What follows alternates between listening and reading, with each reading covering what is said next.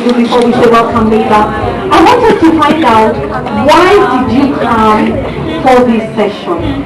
Why did you come for it? So you introduce yourself, you say your name, and then you just say why. And we're doing this in the spirit of us being family. Okay? So I'll just give you a few minutes.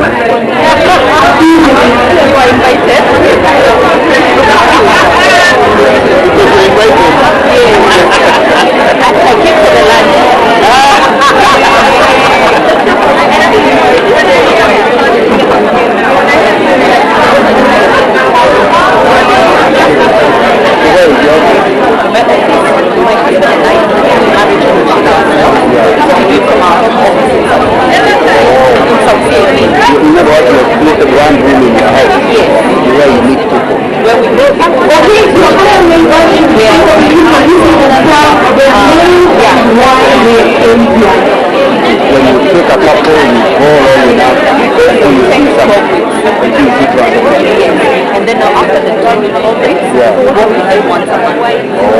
So already we're done with the introduction.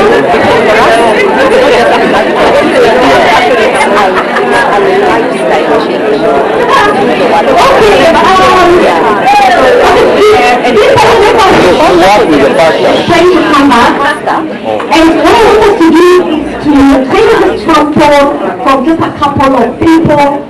Just tell us your name and why you came here. So if you think that your neighbor gave a really nice answer, oh, I can see that. There are already some 2 hands on this side. Okay, there's 1, 2, I'll do 3 and 4. Yeah, those are the neighbors. Before we do that, there is keys, lost and found. There's a number here, 45. I think it could be an Airbnb. Someone is saying an Airbnb, and this might be the key. Okay, if this is not you, then we shall go ahead. Okay, so all right, so I'm going to ask for this moving mic. Maybe for Diane, you can take it round, and let's see, there's a lady in red, and there's somebody else over here. So why don't you, go ahead, Diane, start with the lady in red. Introduce her neighbor and why she thinks the story was just an amazing story. Go ahead. Yes, start. Hi everyone. My neighbor is Joe, and he told me that his wife and himself run a ministry called Couples on a Journey, where couples have adventures that they organize. That's an amazing. Wow! Isn't that amazing? Alright, there's somebody else over there who put up their hand second. There's somebody else around there. Yeah. Who was it? It was your neighbor. Go ahead, introduce your neighbor, say why you think it was an awesome reason. Kindly.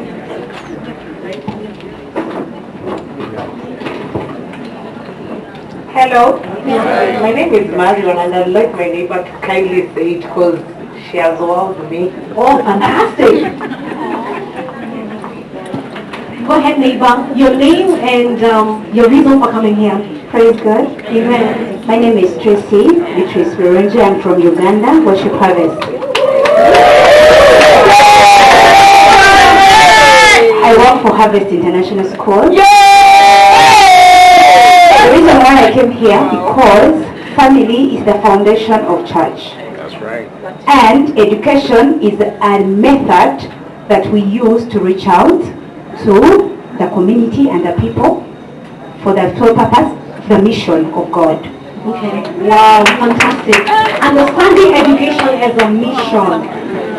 All right, so we have some other 2 hands, those yellow. Okay, fantastic. There's Diane. No digging. Diane is from Uganda. Okay, so we can start with the lady in yellow on this other side, on our right, on my right. Okay, go ahead. Hello everybody, my name is Paul, and my neighbor is Mrs. Julie Chigundu, and she's in the education sector and as well has a very good passion for family. The reason she's here today is because she sees broken families affect the children that she leads, and it's the children that are always suffering, and therefore she knows that she has a mandate to change the story, and that is why she's here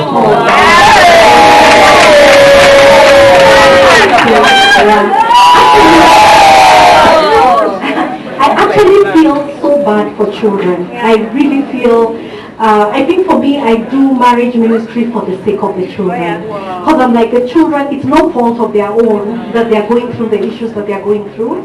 And so let's get this marriage thing going, just to help the children, will be saved. All right, go ahead. Thank you. God is good all the time. Wow. My name is Natalie Rachel. I'm from Uganda. I work with Evolving Women. My neighbor is Robert Muga. He works with Splendor Christian Schools.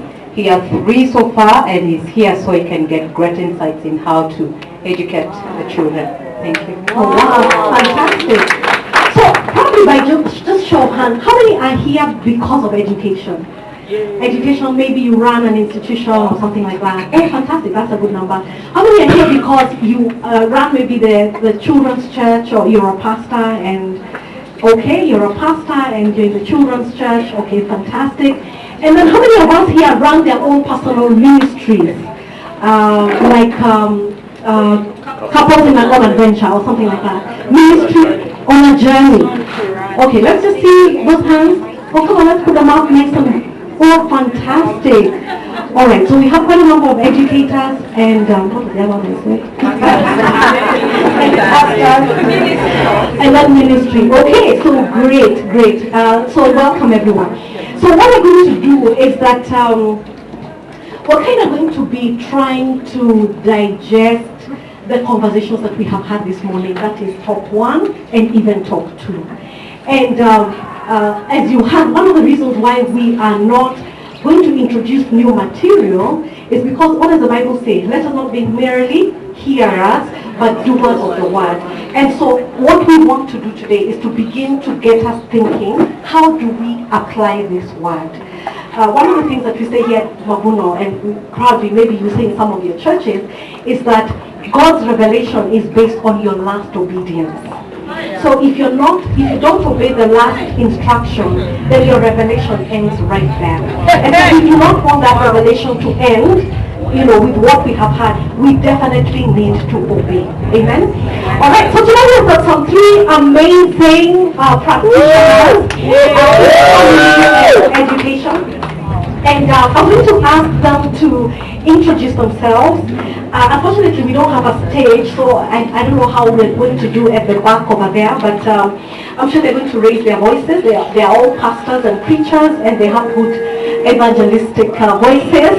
So let's go ahead. We're going to start with Pastor Emmanuel. Just introduce to us, just tell us your name and what you do.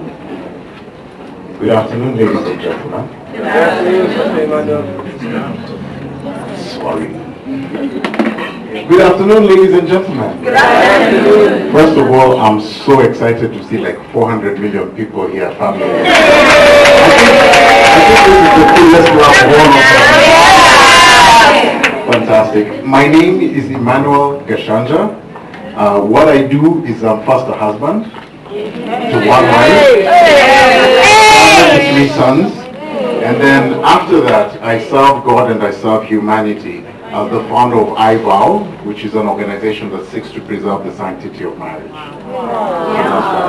Fantastic. We have our next speaker, the same thing, just your name and what you do. I stand on demand. If he doesn't want us to be down. Following that pattern, I'm John Nanga. I'm a husband, I'm a father, and I'm a grandfather to 4 grandchildren. I do many things, but the ones that are relevant here is that for the last 45 years, I've been ministering in high school and universities.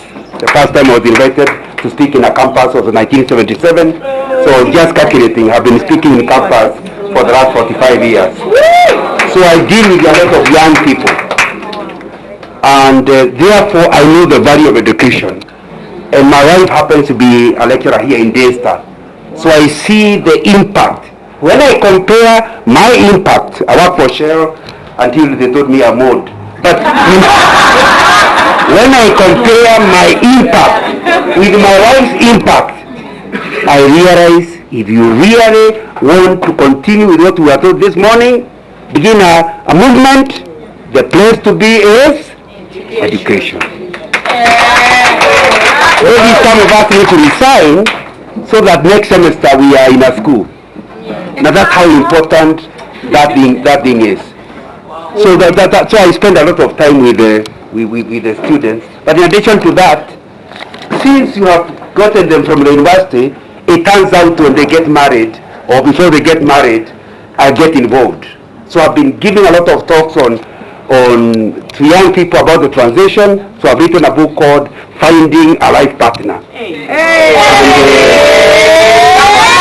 It is popular with young people, and because after some time they have found, they have pushed me to marriage counseling and marriage workshops, and so I've written 4 books on marriage. One is marriage, Christian or traditional, which is a big challenge in Africa, because somebody is a Christian, both of them are saved, but their marriage is ruined. Now, so they are not using biblical basis. And the other one I have written is on how to face marriage challenges. Another one I have written is the game of marriage. And recently I wrote a book about the long-term view of marriage. So that's what I'm involved in. Thank you so much. And then we have our lady speaker. Hi. Hi. Good afternoon. Good afternoon. Praise Jesus. All right. I am Cynthia Wabui Otieno. I'm a child of God. And I'm loved by God. That's who I am. What I do is I'm a pastor. I'm a relationship and marriage coach, a certified mediator in the area of family and family issues. I'm also a published author, not as many books as Dr. John, but we've written a book, When Love Dares, a 12-week program for women, and the book that I have written is The Diva Spark. One thing that I have come to realize, and we're going to talk about this a little bit later, is that God is calling kingdom women to understand that they are destined by God's design, ignited to inspire. They have values that God has given them that need to be acted on and action. That's the diva that God is calling them. Last but not least, I'm married. I'm married to an amazing man, one man. And I have 2 daughters who are amazing women to be. They're 10 and 11. They're not here. They really wanted to be here, but I told them there are no kids allowed. And so thank you for having us. I'm really looking forward to this conversation. Thank you. Well, let's give it up one more time for our panelists. One of the things that I really love about having a panel is that they get to share their experiences. I really love that. And I love the fact that we can learn from them. People who are practitioners in this family and education, people who are passionate about what they do. And it's just, wouldn't it be nice to just hear their experiences? That would be fantastic. And I think what we learn in education is that you can learn the principles, but that when you hear the way someone has applied them, or even the way that, what they have done in their lives, we gain quite a lot. And so this afternoon, I'm really excited about the things that we're going to learn from our practitioners in the family and education. So here's what we're going to do.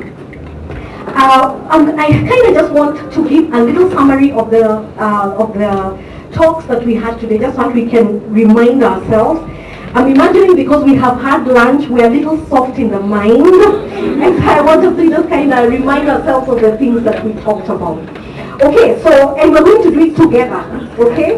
Okay, so the first session was called Characteristics of Global Movements. Remember that? Yeah. Okay. Do you remember the first characteristic? Yes. What is it? Apostolic, humble leadership. Yes, apostolic, humble leadership. Movements require apostolic and humble leadership. And what was interesting that it says God gives a person, or just an individual, a vision, and not a committee. Wasn't that nice? And the thing that we were challenged is that God has given each of us a vision. Amen? Each of us a vision. And then the second point was? A culture of love and honor. And I think, I remember there was a point that said the culture of individualism is not conducive to movement. So whatever it is that you're doing, it cannot be about you. It cannot be about you, the individual. It has to be, this is about God. We don't want to build works of men. We want to build a work of God that's going to outlive us. Alright, and then the third one was? And living for. Yes, a cause worth dying and living for. And I love the fact that here we do have educators, and we do have people who are passionate about marriages. And I believe, and someone did say that a family is the foundation, it's the cornerstone for not just education, but it is for the society. When a family goes down, then the society is affected. And so the fact that we're all here, it tells us that we are willing to live and to die for the cause of family and education, isn't it? Okay, then we have the fourth one. The fourth one, what was it? Everyone leads. Yes, we are Africans. In Africa, we're sometimes used to, just having the strong man. And sometimes there's some people who struggle to allow other people to lead, isn't it? In organizations, maybe we have seen that. Or even at a personal level, there are times when we say, it's easier for me to do the job. I guess some of us are like that. Yeah. It's easier for me to do the job than to delegate it to someone because they're not going to do it as well as me. But it says over here, everyone follows and everyone leads if you're thinking about doing a global movement. And then the fifth one was? Simple and reproducible structures. And there the idea is that when it came to the Church of Acts, God is so brilliant. His strategy was just homes being the center of revival, homes being the center of prayer, of discipleship, of evangelism, and it happened at the home level. Okay, so we have our experts here, and what we're going to do is we're going to ask them, what did they hear? I think the question that we were asked is, what did we hear? Okay? And I'm also going to get to ask you that question, what did you hear? And you're going to discuss it with your neighbor. But let's first start with our experts here. And we're going to start with Pastor Emmanuel. What did you hear in that first session? Wow. I think I had a lot of things, so many things. The first thing I heard was affirmation, that there were one or two things that I've done that were right. Okay. A couple of years ago, I made the choice to leave employment, but it was not just any other employment. It was employment at Mavuno Church. So I used to serve in the downtown campus. But again, the reason I left was not because employment was bad. The reason I left is because every day I was preaching to people to be a fearless influence of society. Yet I'm here serving just one small community in the marriage ministry, which downtown had maybe at least 300 adults at the time. So those were the only marriages I was serving, yet there were so many people within the city of Nairobi who were struggling. So it was an affirmation that at least I did something to step out, to step out and get excited. But the other things I heard, the two things that he said at the beginning, 2 ways to change the world. One, raise an army, take over. But two, begin movement, a group of people moving together to advance the shared vision. I constantly tell many people within my context that I could clone 100 or even 1,000 of me, and we still would not be enough to impact the family sector. So for me, I was just like, I need to rally 1,000 of me so that we can be able to impact, our society. So that's one of the big things I had. Okay, now I know for you that one of the things that you do is that you work with a team of people. You do have facilitators. So he does marriage counseling, premarital marriage counseling for those who are preparing to get married. And then he also does marriage counseling. But because he's only one, I think you do work with a team of people. So why don't you just tell us your model?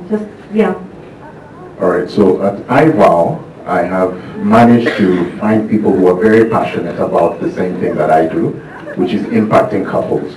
So what we do is, I have a team of 5 facilitators, five couple facilitators.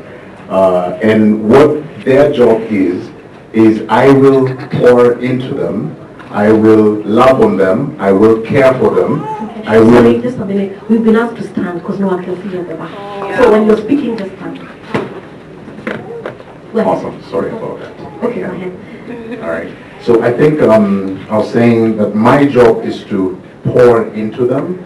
My job is to grant them the tools. My job is to open doors for them so that they can in turn have the same tools that I have so that they can minister to other people. But their job is to multiply themselves and keep multiplying themselves.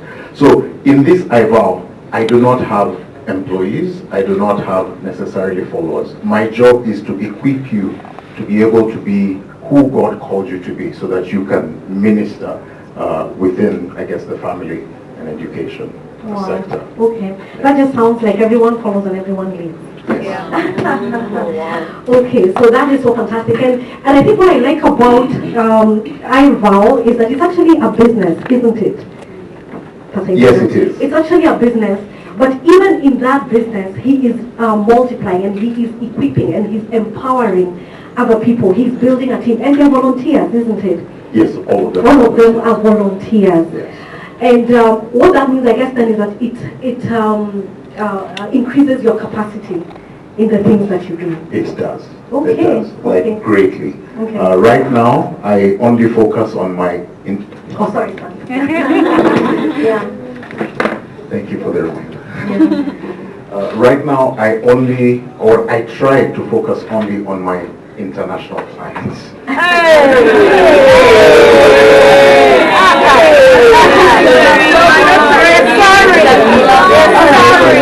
You get what I'm saying. So what it allows me to do is to reach out to the people who would only have seen me maybe through social media or something like that.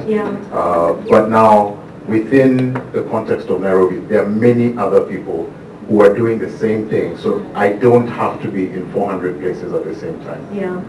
Fantastic. So you can see even in business, the principles of global movement, okay, in a business.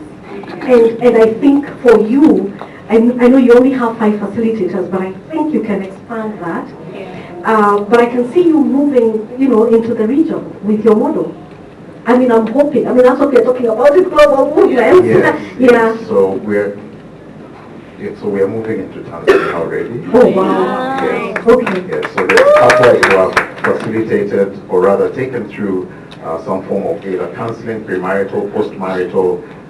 So they are now taking the same thing to Tanzania. There's a couple who is doing it now for the people in the US, so that I don't have to serve that. And there's another couple in Germany, of all places. Oh, and there's one in Poland and Hungary, or 2 couples, sorry, one in Poland and one in Hungary, who have taken through this. And so for them now, I've told them, I will never serve anyone else from Hungary. You're the contact in Hungary. So for them now is to build their team and raise it. And they don't have to be under iVow. All they have to do is you impact the family sector within where you are. Oh, wow. Isn't that amazing? We have just a quick question. So just the first 2 hands to shoot up. any questions for him, just the first two hands to do that. And then we need to quickly move to the others. Two hands. Okay, go ahead. Which other hand will shoot up on this other side? Okay, Pastor Sam. Okay, go ahead. Thank you so much. I'm so impressed with what you're doing. Free of charge. If I come, you give me the tools free of charge. How do you charge? How do I charge? How do I deal with other people? Since it's business, that's what I want to know. Do you give, if I become a member, do you give me the business and you sell to me the tools? How do I operate? Thank you. I don't sell the tools to you.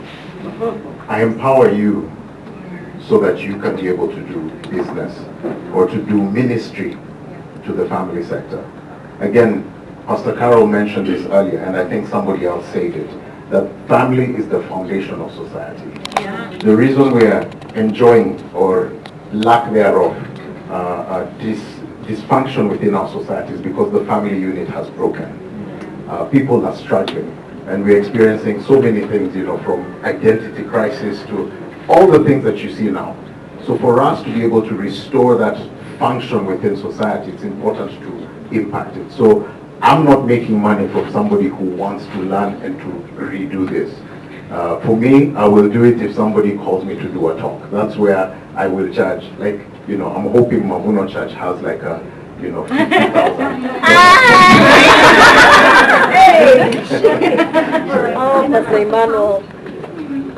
And sorry, and also for the premarital is where I charge. People who I take through that. For the marriage counseling is where I'll charge. Now that is up to you based on the rates in your country. Everyone, I think Pastor here does the same thing as I do. So probably our rates will be different. Mine is a little bit more ministry oriented. So my rates are a little bit cheaper, but I get so many people who are able to come for more sessions. And what that does is it allows them now to get the healing that they need. Okay, Pastor Sam, thank you so much. Yes, my question was that you have a tool you're using, say for instance, maybe you could share with other people who are interested. So do you have a tool that you're using? Yes, like material or is it online? People can access or are you using it like or share with others? Hopefully one day we will, yes, have an app or something. But the tool that I used was one that was created by our very own Pastor Morevi and Carol Wanjao. And they have been so gracious. Yeah. They have been so gracious. I tell you, and Diane is also a beneficiary of this. And they've been so gracious to allow us to get the book on a discounted rate so that we can actually use it within the ministry to serve other people. But also Pastor Kiama Mugabe, who I believe will be speaking at some point, has done a book called Hows and Wows. So I've purchased like a ton of those, and those are the tools that I take people through the classes. The classes. Fantastic. Thank you so much. And just the whole thing that as a business, you can actually do a movement.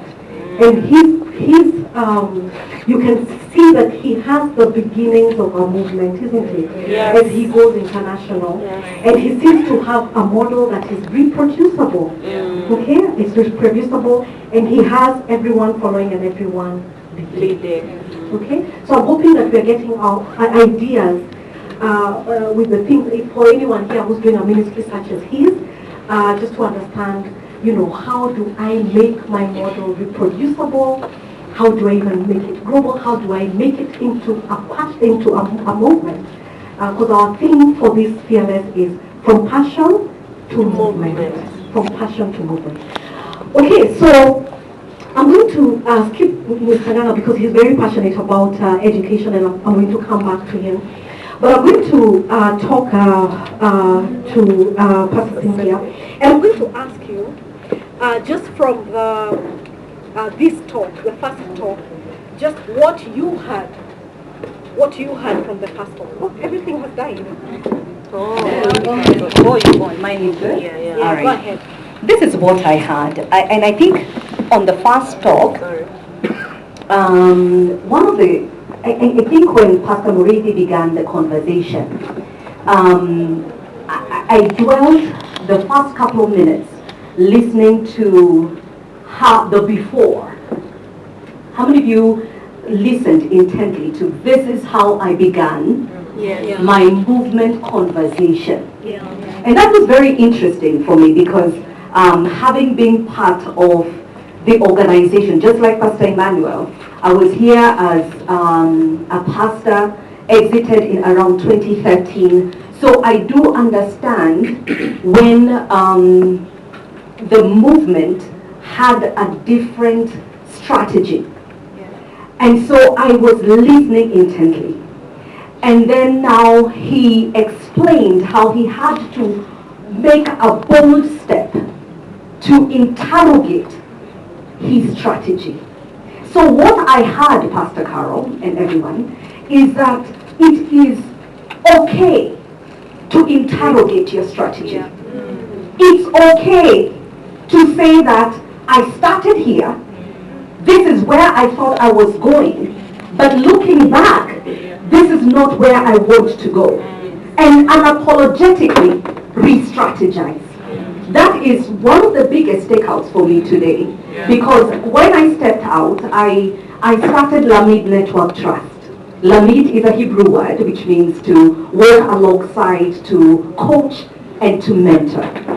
Now, listening 8 years later, I was like, oh my, this is exactly what I have been feeling 8 years later. And so I was like, oh my goodness, it is okay for this choleric woman who believes this is the way it should go to re-strategize. And that was one of my key takeouts. And to be bold enough to actually put yourself vulnerable before your teams and tell them, this is how I'm feeling and this is where I'm going. Fantastic. So maybe you can elaborate a little bit exactly what you do. I mean, I know you run the women's program, so you can tell us currently what you're doing before the aha moment. Oh, this is what I do. Oh my goodness, I love what I do. Let me tell you guys. So Lamid Network Trust, again, is a coaching and mentorship outfit, a network. Now within this network is Lamid Woman, which I am very, very concerned and very, very excited to speak to the woman and her significant relationships. Then the second arm is...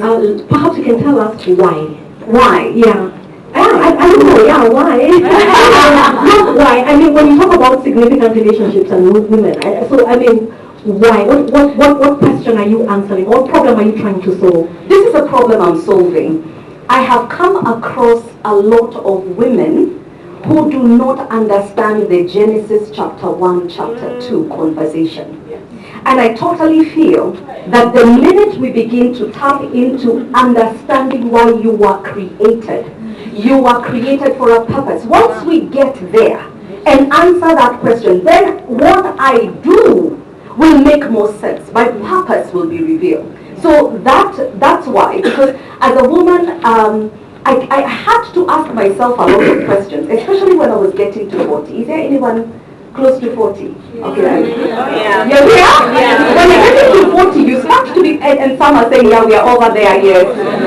When you start getting closer to 40, you start to say, there must be something more. I have been a mother, I have been a wife, See, I have done, Masters Niconayo, I have.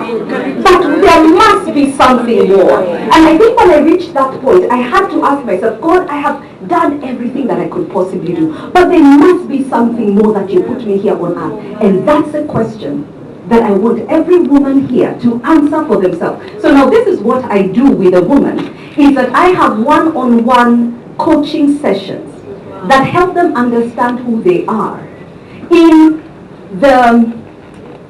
a very candid, open environment. My target audience is usually the unchurched. Okay, the unchurched, yes. However, the churched are welcome, but I have quite a number of the unchurched who I feel will never have an opportunity of having this kind of conversation. That's right. Then once I got to interrogate her significant relationships, especially when I started doing the premarital counseling, I realized, yes, I have the conversation with the woman, but she says, now I am okay. But my husband, he's still the same. So we started what we call the meet couples or the love clinics. Everybody say, yeah. We started the love clinic. Now the love clinic is just like Pastor Emmanuel, and I really enjoy seeing what Pastor Emmanuel is doing because we are doing exactly the same thing. We take couples through a 10-week program to help them navigate marriage conversations, interrogate why they want to get married. But not just that, but we want them to see beyond a wedding to the fact that 50 years from now, we call them the Team 50, the Team 50 Club. Can you even begin to visualize or begin to interrogate what a 50-year marriage looks like? Then what are the next steps? So that's a movement that we began, which is the Team 50. You are on year 1, but can you even begin to put an action plan or a plan that is 50 years from today? Then you will do life today differently. So that's what we began to do, and it basically moved into things that I had never thought I would do, because as we continue to do, and this is the most interesting thing, Pastor Carol, is that once you begin, it's like God wants you to step out of the boat. And everything begins to make sense. When I was on this other side of the boat, it was so big, but God began to challenge, put me through so much, so that then I can be able to remove Cynthia and get more of God out of me. Now, we do the marriage counseling as well. With my husband, we've been doing this now for the last 7 or 8 years. And just like Pastor Emmanuel, COVID happened and we went international as well.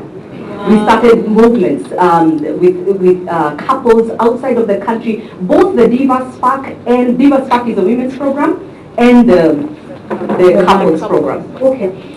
So now you say that you got an aha moment today and you want to change. So what are you thinking? Because I'm trying to, because you say, you know what, I have some dissatisfaction with the way that I've been doing things. So now, I've ran 10 seasons of my women's program since it began in 2018. And out of so about 150 women have gone through my program so far.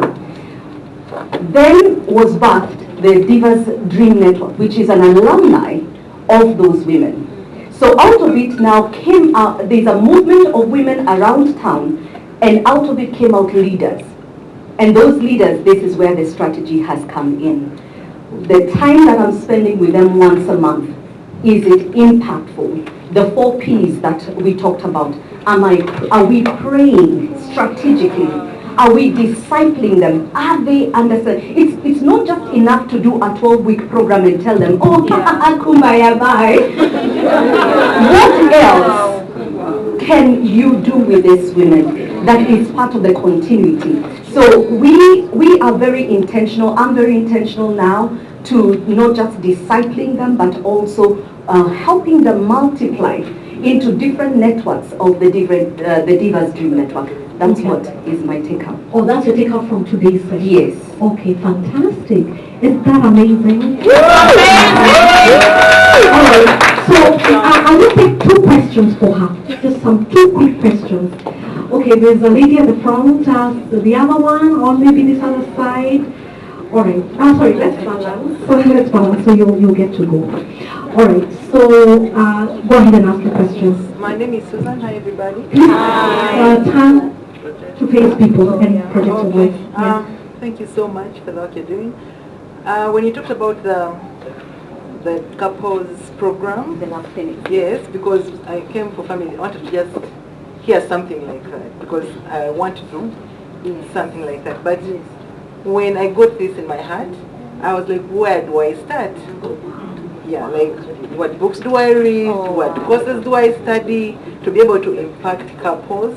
Not just for now, but for 50 years from now. To be able to picture 50 years and then know what do I do now, because I realize we do that for our businesses, but we do not do them for our families. Yes.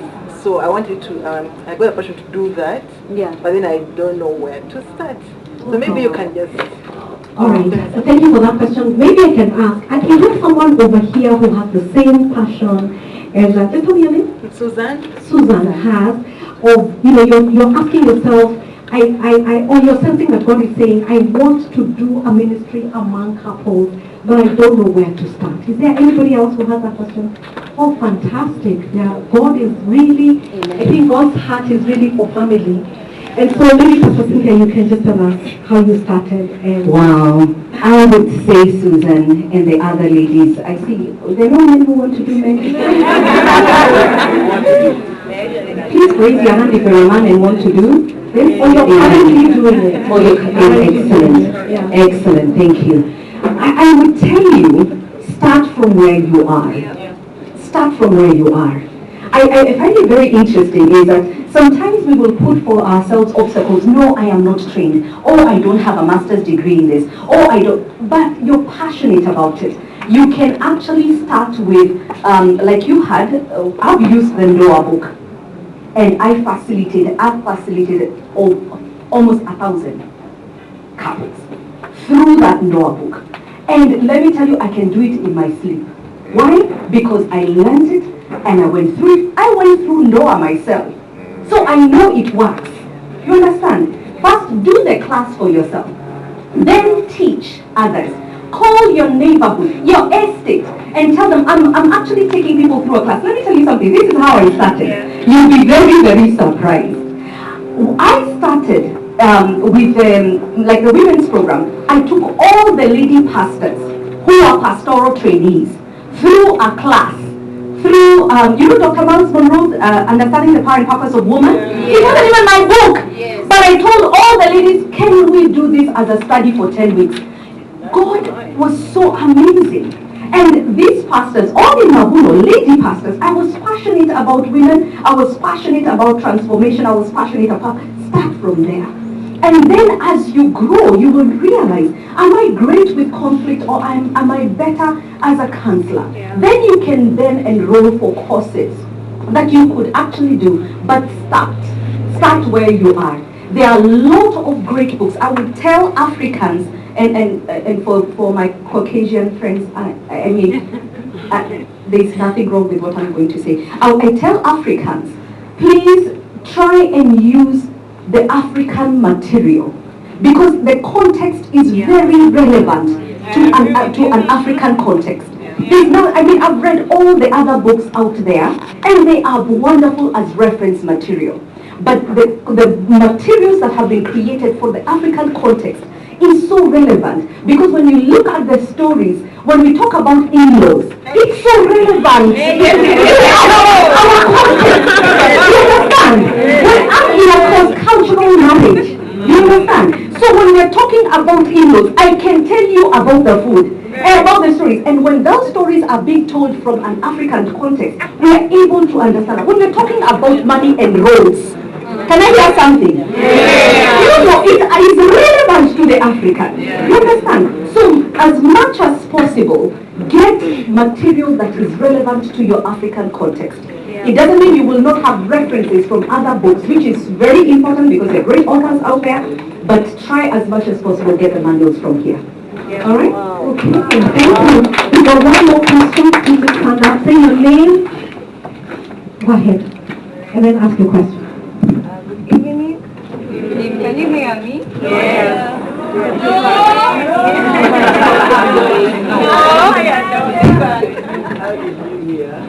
All right, good evening. My name is Victory Obalo. I'm a Ugandan. Yes.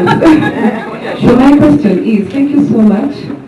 I just wanted to inquire about, is there something for the boys?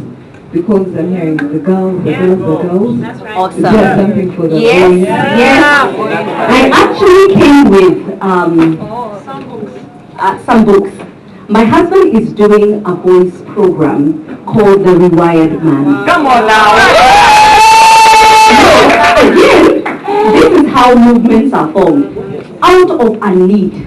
Okay, so when you start something, you don't see the need until you have had the same conversation with couples and you realize, why are all the men having the same narrative, the same conversation? And then he sat down, he took about a month or two and wrote down this book, and it's called The Rewired Man. How do you redefine the man code? What is the man code? Do men have a code? What is the God code when it comes to redefining who you are as a man? So yes, there is a men's program, but I don't run it. My husband does.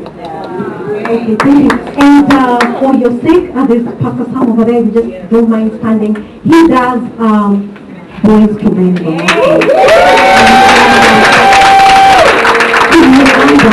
And he also started, I think you worked with a certain pastor called Pastor Simon, who was doing the programs for men and also for women, and I think that's how you started. So I think serving in someone else's ministry really makes a difference, because that's how you get to get the model.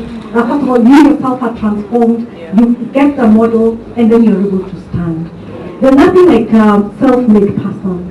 There's nothing like that. We have to stand on other people's shoulders. Then we're going to go far. So there's Pastor Emmanuel, and then there's Diane. I understand she's also Uganda, and she also runs a ministry, couples ministry. What do you call it? The Not Experience. The Not Experience.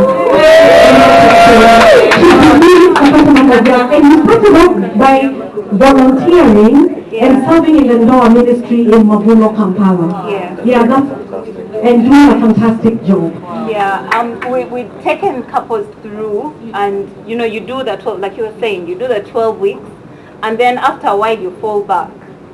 And so we created something that helps couples sort of keep in that loop. The couples that facilitate will be okay, but the ones that just go through and move on will not. So the continuity was to create events throughout the year that couples can plug into, just to, remind each other, rekindle, and do that. Also, marriage is too serious.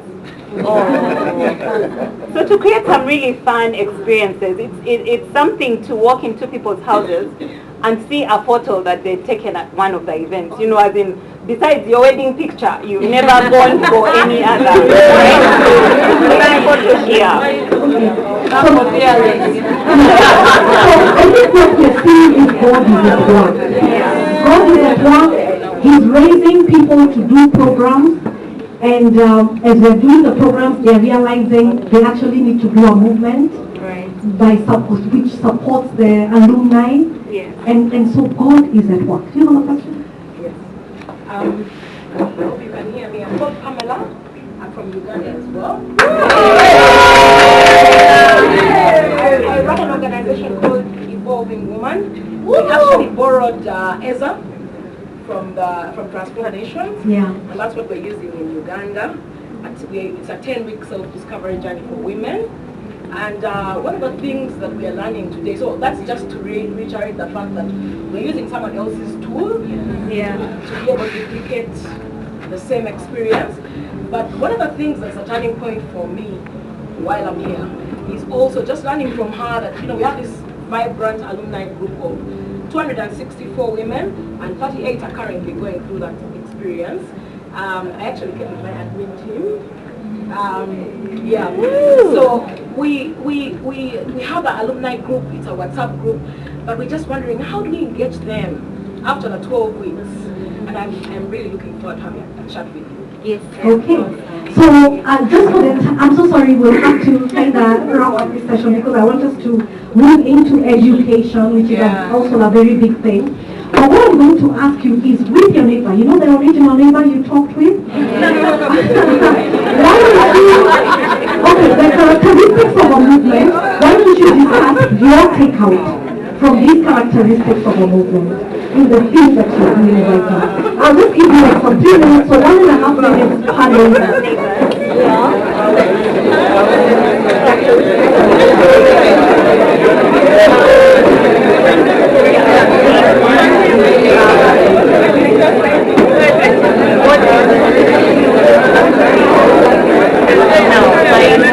It sounds like Mavuno is a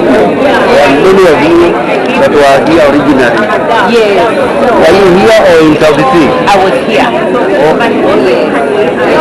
That's very impressive.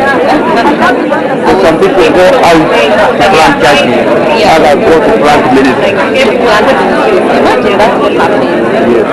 Because I was only here for 3 years. Okay. Because I had relocated from the US. Yeah. And so after those 3 years, I don't mind. I need to do something. Yeah. No, that's very impressive. That idea of in business.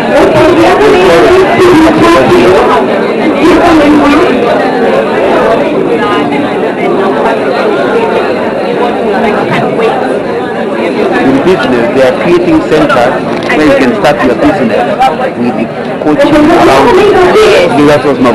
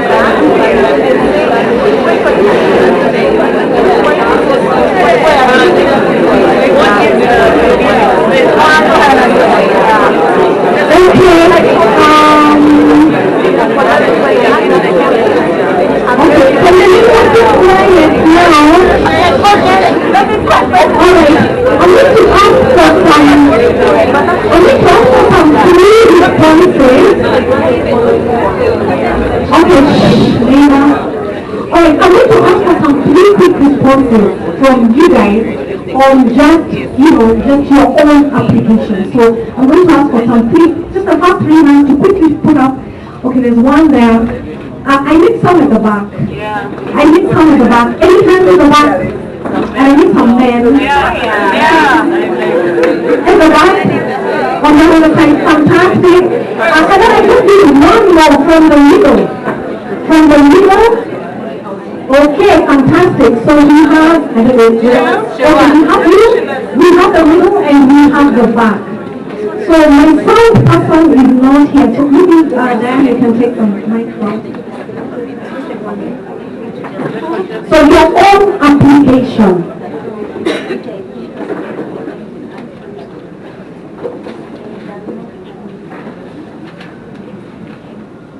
Good evening. My name is Ananda Kimisu, and I'm a pastor at Lexington Chapel, Syokimau. My big takeout from the issue of the what is it called? Passion to movement. Passion to movement. I appreciate the aspect of culture, and if you can have a great vision, but if the culture doesn't change, then you go nowhere with that particular vision. Yeah. And one of the key cultural aspects that I caught was love and honor, as my partner here has said, which is a turning point for me. I am always shy to talk about honor because I think in my mind it has been misused many times, and a lot of preachers have been almost taken as demigods, and so I have always shied away from that space. But it has taken us to a place where the dishonor now doesn't grow us. So it doesn't help. Yeah, it doesn't help. So I am thinking that's something that I need to talk a little bit more about. About love and honor. And it's so interesting, if you look at the Acts, the verse that was talking about, just the disciples meeting, fellowshipping with one another, there were no needs among them. I'm assuming there's a lot of love there, isn't there? Yeah. And there's a lot of sacrifice. And then what does it say? And the Lord added to their number. Was it them? The Lord added. In fact, they had a lot of favor with other people around them. Now, here's the secret. This works for church and for business. Okay? Setting that family culture, setting that love and honor in our businesses. That's what's going to happen according to the word. the Lord's favor will be upon you, and He will add to your business. Amen. To me, that was just a big thing. Go ahead. Thank you so much. My name is Robina Morgan from Uganda.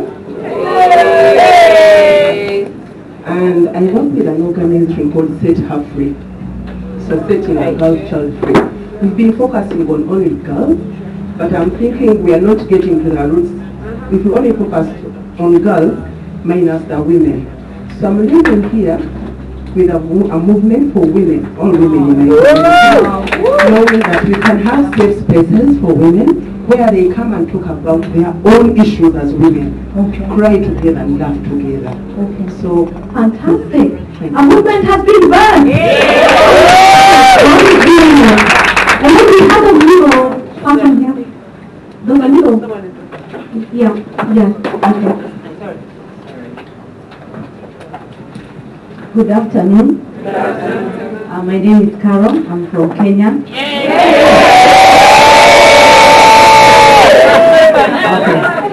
I really want to commend Pastor Emmanuel and Pastor Cynthia for starting that.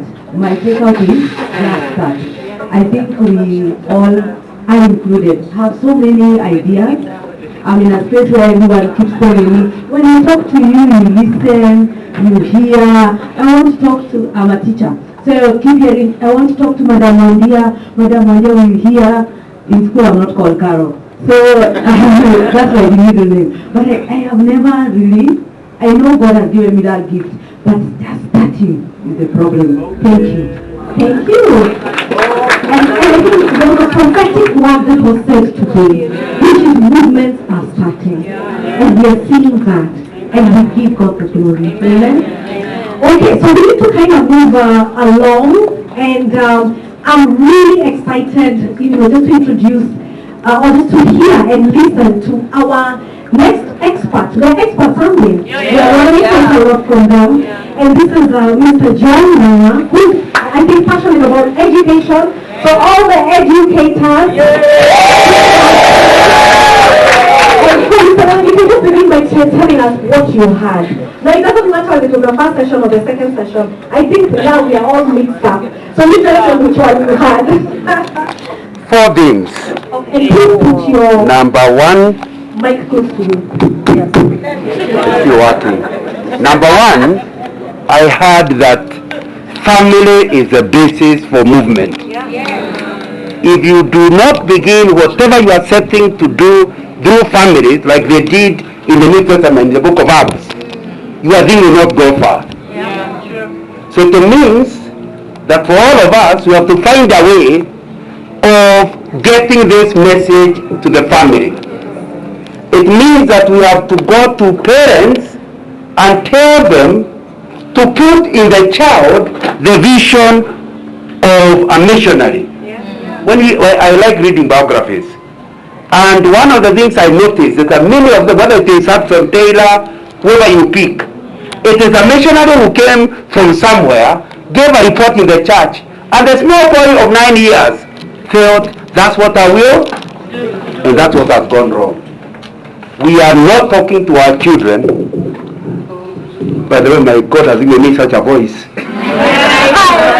At the back, put up your hand if you can hear me. Yeah. So it's very, very, that's the lesson that was given, but I'm also responding to it.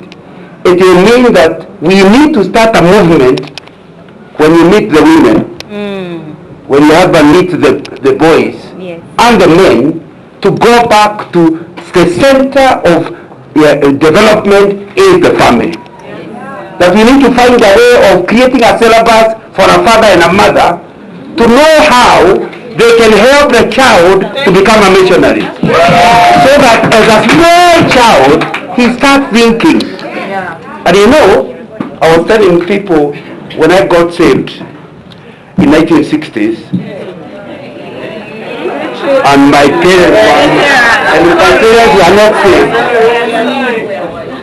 I hope it's okay to give my testimony. Now, when I was just after we got independence, the missionary churches insisted you must get a name to be baptized. You know what? There was a baptism name, which is not biblical, but that's what they did. It then meant that if you are a Christian, you must have a Hebrew name. Am I communicating? Yeah. Now, so my pastor, the name I wanted to be called was some Crispus, some big name, because I knew somebody like that. My pastor asked me, who is that? I didn't know. So go through the Bible, find the name of a person you like to be, and come with it. That's the name I will baptize you. You know my other name? You know my Hebrew name? No. John. As a small boy, still in primary school, I told him I would like to be like John the Baptist, helping people to prepare for Jesus. More than 55 years later, from that time, isn't that what I'm doing now? Yeah. You need a small boy to go back to where visions are born before people count in double digits, before they are 10 years. But that will not happen. Why? If you go to small children in Kenya, they are saying, I want to be a gynecologist. Ask the small boy what's the gynecology, you have no idea. So it's the parents talking through the child. You are creating the vision in children about making money. Nothing about expanding mission. And you can later in Maguno try to talk to them, but the damage is done at home. Because you do not want your child to get the vision of becoming a missionary. So we are talking about movement. They will not happen until we go back to the children in the family. When I was a high school teacher in 1974. Now, and one of the things I did when I went to high school, it didn't have a Christian union. So I felt it was my responsibility, given my name John, to go to the headmaster and tell him, beyond the subject I'm teaching, can you allow me to find a way of beginning a Christian union? And I told him it's only volunteers. The headmaster said, no, since it's the first club for the school, everybody to be compulsory, which I didn't want. I didn't want it to be compulsory. But even this week, I talked with one of my children. Remember, my students are also my age. So, in the sense that I'm teaching as a young man, so they're only 4 years younger than I'm about 70, so the most like of them are over 65. Yeah. So we are both grandfathers. And I think about the impact I made as a high school teacher. And the other thing that I got concerned about are schools around that also do not have Christian union. So in 1974, in Nyandarua County, then Koda District, I started a KSF team for going from school to school. Well, you're not necessarily a patron, even if from outside you can do it. And that is running up to today. Amen. In 2 years, will be 50 years of running in high schools all over Nyandarua. By the time we are done in the 80s, I came out of the leadership, or the chairman for 5 years. But then we said the way to sort it out is to create a rule. Nobody is allowed to be chairman more than 2 years. That meant after some time you must move aside. And so the people now leading the team were not born when he started. They are the ones who tell us when to preach, which school to go to, calling the meeting together. That's what we call a movement, where all the people agree to be old. Without stopping ministry, they come out of titles. There is such an attachment to titles that you want to continue being chairman. I am still preaching in high school without a title. Because a title is not necessary to do ministry. That's true. Am I communicating? Yeah. So it's very important to understand. So as I had that emphasis on the family, I thought it's something we have to do about it. Number 3, I heard that the church must find a way of getting involved in education. Every church must have a primary school. Even if they have no high school, they must get primary school. I was telling some people earlier, Kenya, the first missionaries came late 18-something, but mainly most churches in Kenya were began 1900. By the time we are getting independence, 50 years, Kenya had changed. the average person was a Christian, quote unquote. How did that happen? Because every village the missionary went to, there was a church, a school, and a clinic. Now, people did not come to the school willingly. They did not want the church. But when we went to church, when we went to the school, Sunday school was compulsory. In fact, when I got saved, I had not gone voluntarily.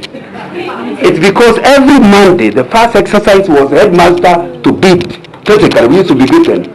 So there was a register of those who attended the Sunday school. All those who did not attend were beaten on Monday. So we went to church. Upende. Now, so you need to understand, however, the implication of that is that everybody went through, and the government did not have schools. It was the church doing the schooling. So within 50 years, Kenya was totally changed. And although we still need to pray for them to get saved, that is, they are nominal Christians. Something happened when we took over. Churches are beginning without schools. What about in Uganda? Same. So can you see, within the last 50 years after independence, we have simply destroyed the nation by creating a divide between school and church. So what I heard this morning is that we need to go back to our churches. Even the one you are planting, thinking, can I begin a nursery school? Am I communicating? Because if you perform well academically, all the Muslims will bring their children to a school. And within no time, if the child becomes a Christian, the parents will also become Christians. And I thought that's a very, very important thing to do.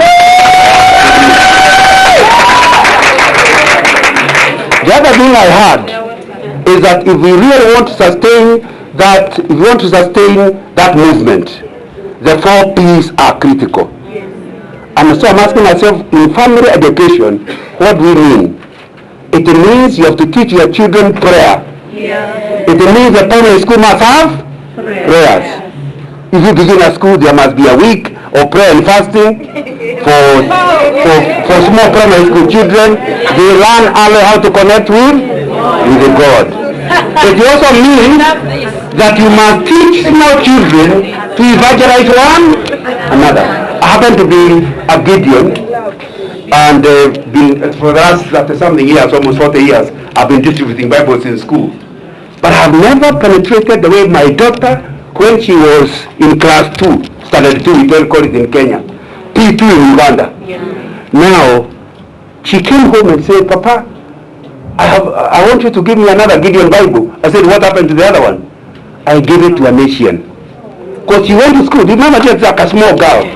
She went to school, and during the breaks, she asked an Asian girl, the Asian girl asked, what are you reading? And she says, a Bible. Can we read together? So they started reading together until the Asian child said, can you allow me to go home? Within no time, the child was reading the Bible with her mother. And it's not very easy to reach Asians. Am I right? No. Can you see the child can enter where you cannot enter? So it means that at a very early age, we need to find a method of evangelizing the child and then equipping the child, which is the discipleship, in order to do that. Now, my first point, which is planting, please begin Bible clubs. Every school needs a Bible club. And then every neighborhood needs a Bible club. If you wait for children to come to the church school, many non-Christians will never bring their children to, particularly in your neighborhood. And you begin like my wife did. One day the children were playing outside and their ball hit our window. Now you can either quarrel with the children, let me tell my wife, if I began a Bible club, all those boys beating football all over will become, so she started every Saturday afternoon, all the boys were in our house, drinking, eating biscuits, and learning. Recently, one of our friends who told us the person who handled them in gynecology was one of the children who used to be in my house. Now it has many of them became doctors and others, but they all, I still remember them, small children in our house. And now, within no time, we realized when they went out of our Bible club, there was a CU chairman at Manu, CU chairman in the other place, all beginning at a neighbor's house. So, being Sunday school in church, but it's not adequate.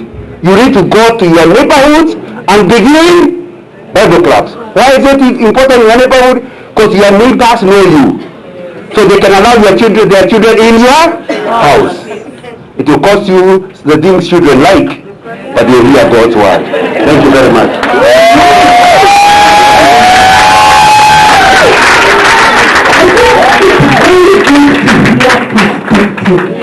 It's very good to when there are years of experience, and Mr. John is able to say there were children who came and ate my cookies in my house. Now they're gynecologists, but they pass through my house. And the power of educating and opening up our house to children. Okay, so I'm going to ask two very, I think there are, it's now four, two hands, just that one there and that one there.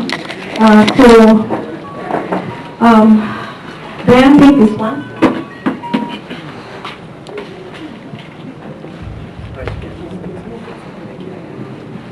Thank you so much, Papa John. That was packed. It was with some power in it, I could feel it. A little bit of a concern. How can we bring back the holistic approach to child development in school beyond the pedagogical package of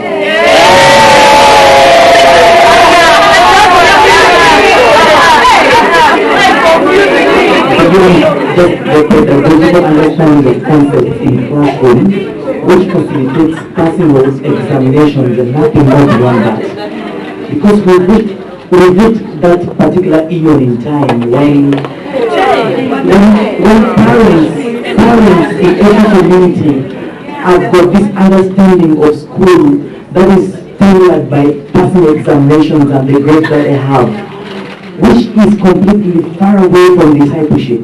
So in our minds, it has gone to a place of, it doesn't matter what the school does in as far as culture is concerned, but as long as these children are performing better, then we are taking them there.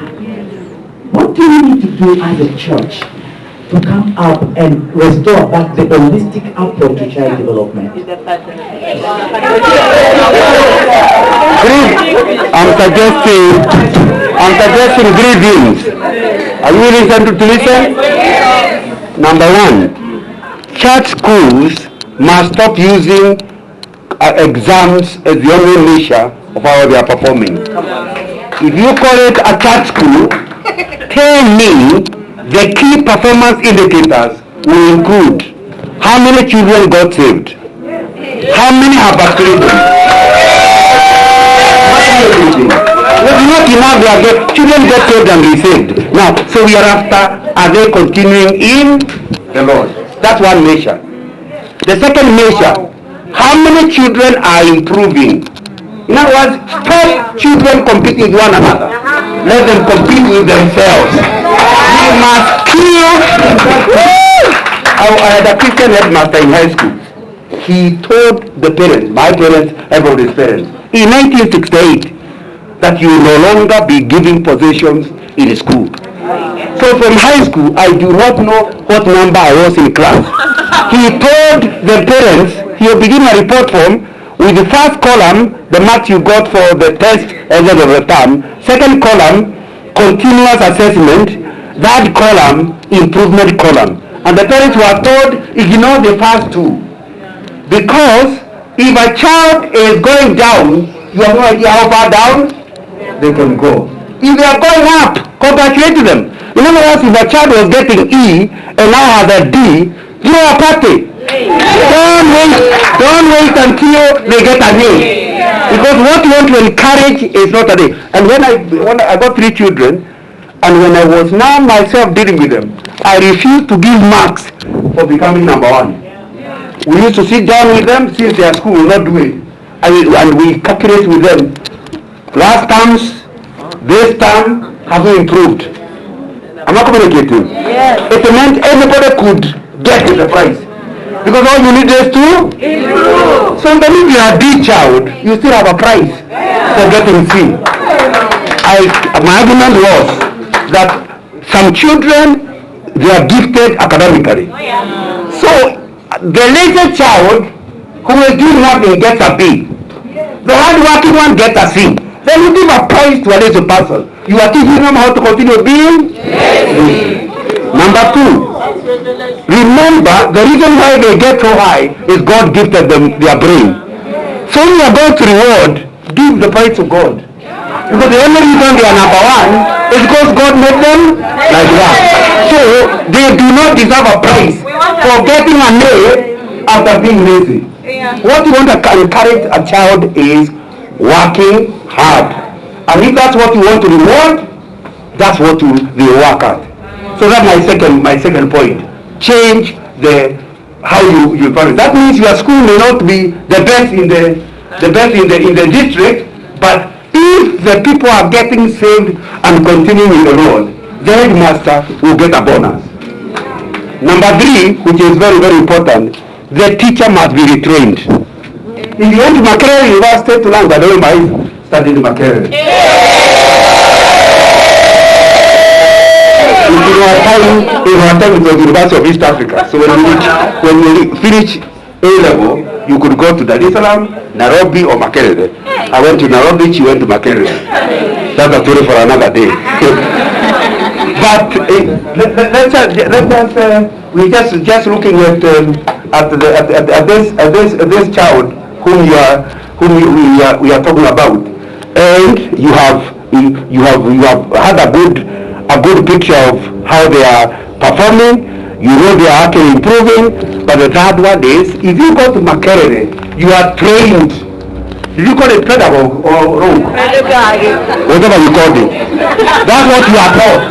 So we as a church must have a reorientation program where the graduate education are taught how to teach geography biblically. They are taught how to teach mathematics biblically. They are taught how to teach biology biblically. So that by the end of a biology class, that child not only knows he has anatomy, he knows that anatomy is not made by God. Am I going with you? Those are my 3 points.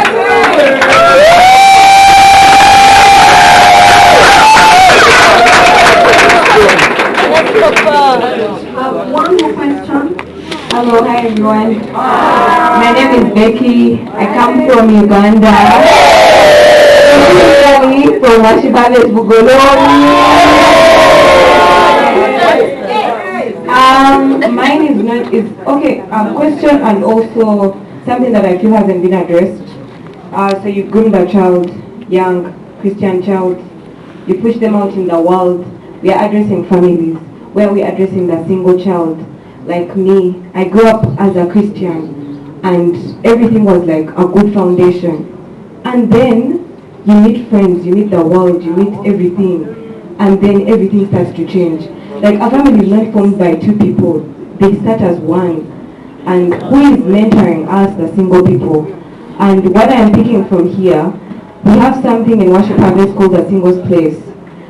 We started this as an MC, a missional community that collaborated to try and mentor single people into like dating spaces, life spaces and everything. Because these are the people coming out to become families. So while everyone is like looking at family as marriage, who is preparing us for marriage? Because we are not getting married because we don't know anything.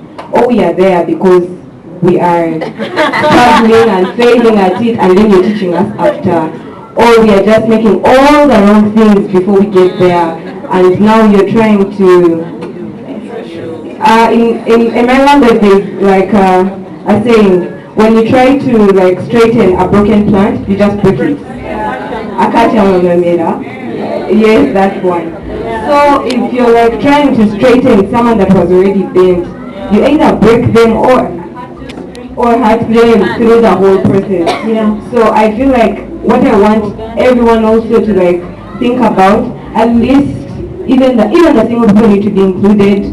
And for people, for me what I have carried is this. I've only seen this in the location I'm in. I don't know if it's happening in other locations, maybe it is, but it's something that should be like addressed everywhere as well, because it's also very key Like before we form families, we are individuals, and these individuals need to love themselves, know all these things and everything. Because during school, if you are not even in Christian schools, even in Christian schools, because for us even Christian schools were more challenging because we weren't actually being Christian. We were Christian in the name, and then like everything else you're doing is like entirely different. Okay. So you're asking, so you're throwing out the challenge, which is in our churches, we need to also think about the singles and how to prepare them. I think she's also challenging us that I gave an impression all this done, it will be done in families, and she feared I was defining family as husband and wife. Maybe I can correct myself. Sure, go ahead. Yeah. When I was saying family, I did not mean just where there is husband and wife. I meant everywhere the children are growing. So I want to suggest three things. Well, now not for you who is already an adult, but earlier, correct the earlier, so that you don't break the tree.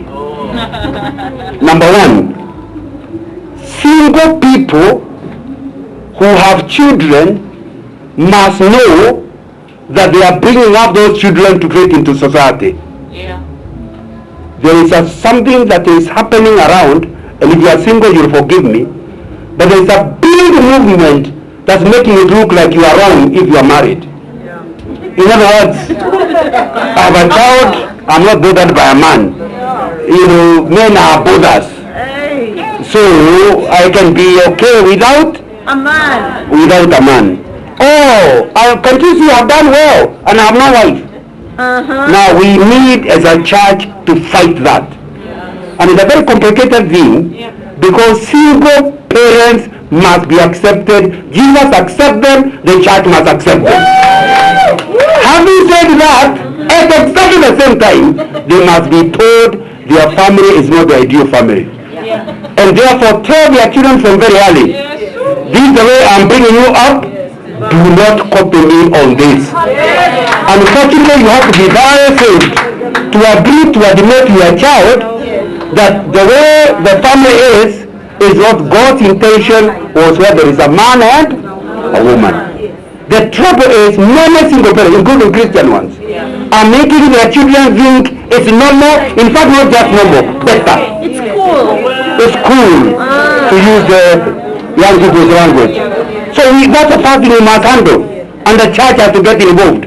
The trouble in the church, it moves direction. Some churches want to ignore single people. Others want to, they feel so guilty that they have mishandled single people. They can never tell single people that your marriage is not ideal, your family is not ideal. But if you are a biblical person, you must let every single mother be aware that she is forgiven, she will go to heaven like everybody else, but her marriage is not the biblical standard marriage. Number two, having learned that, I was assuming that you want her child to become a married man or a married woman. It therefore means you must involve the uncles. Because where you realize there's a weakness, let the boy child find a way of relating with your brother. If your brother is a drunkard, you don't want your child to copy. In your church, there is a men's fellowship. The men's fellowship must be challenged to be interested in the son of a single mother without getting involved with a single mother.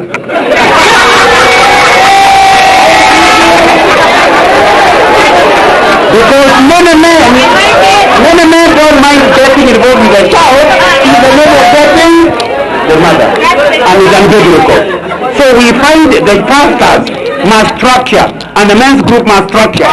How do you mentor the boy child without allowing the mother figure? Am I communicating?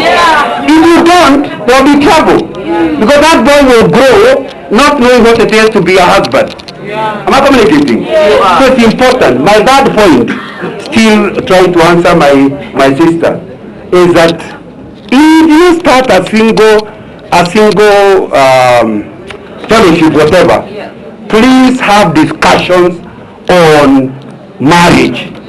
Because you are not permanently single, you are temporarily single. And because you know it's temporary, don't talk like it is permanent. So let somebody, that's why I've written my book, Finding a Right Partner. Pick a couple. and find a way of understanding marriage even if you never understood it. The fact that you were ignorant earlier does not condemn you to permanent ignorance.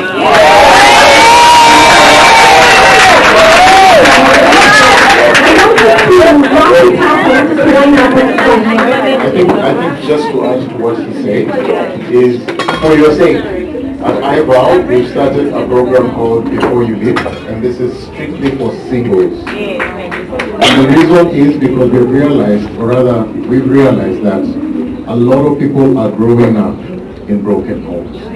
So the values have not been passed on. So for us, we've also realized that we have been raised in a capitalistic society. So the values we were taught as Africans when we were kids, our great-grandparents were raised in clans and stuff, and from when they were kids, he was raised to be a husband, and the woman was raised to be a wife. So they knew and they were fit in their roles, when that time came. But for us, we are taught biology, we are taught physics, we are taught this, and our parents are barely there. So where are we creating the space so that people can learn now the values and go back to center? Right? Thank you so much. Can we give it up for all?